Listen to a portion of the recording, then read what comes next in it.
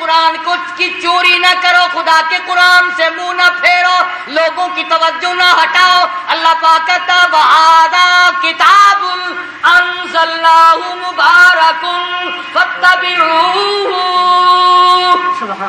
وَاتَّقُوا لَعَلَّكُمْ تُرْحَمُونَ۔ سبحان اللہ۔ اللہ پاک کے نبی نے فرمایا جس گھر میں قرآن پڑھا جاتا ہے، توجہ کرنا، حدیث عرض کر رہا ہوں نبی کی، میرے تیرے نبی کی، فرمایا جس گھر میں، جس دکان میں، جس جگہ پہ اللہ کا قرآن پڑھا جاتا ہے، آسمان والوں کو وہ گھر اس طرح نظر آتا ہے جیسے زمین والوں کو 14ویں کا چاند نظر آتا ہے۔ قرآن چھوڑ دیا، صبح اٹھتی قوالی شریف، قوالی شریف، قرآن لڑتا ہے، کاٹتا ہے قرآن، قرآن پڑھتی پھانسی لگتی ہے۔ ایک لفظ الف لام میم 3 لفظ ہیں، میرے نبی نے فرمایا 30 نیکیاں مل گئی۔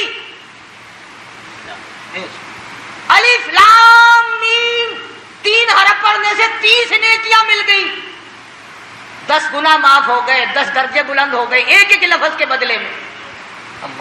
گویا 300 خطائیں معاف ہو گئی، 300 درجے بلند ہو گئے، 30 نیکیاں مل گئی۔ الف لام میم اتنا لفظ کہنے کا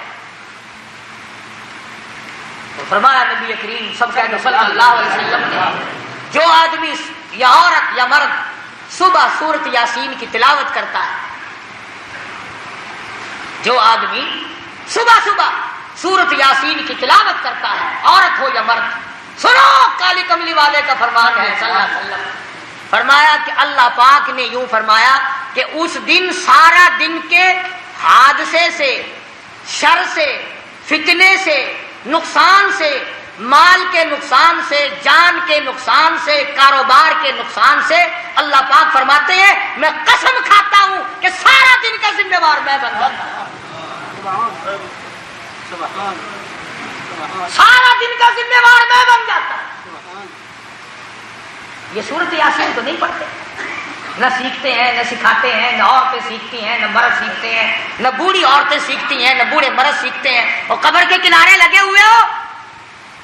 اور سنو نبی پاک صلی اللہ علیہ وسلم کا ارشاد، فرمایا سورت یاسین اگر کوئی قبرستان میں پڑھ کر ایصال ثواب کر دے مردوں کے لیے تو ایک دن کی سورت یاسین سے 40,000 مردوں کی نجات۔ تم نے اس قرآن کو کیا سمجھا؟ رحمت اس میں، برکت اس میں، سعادت اس میں، سکون اس میں، راحت اس میں، ایمان اس میں، جنت اس میں، خدا کی رضا اس میں، نبی کی غلامی اس میں، سب کچھ اللہ کے قرآن میں ہے۔ قرآن پڑھتے ہوئے تمہیں پھانسی لگتی ہے؟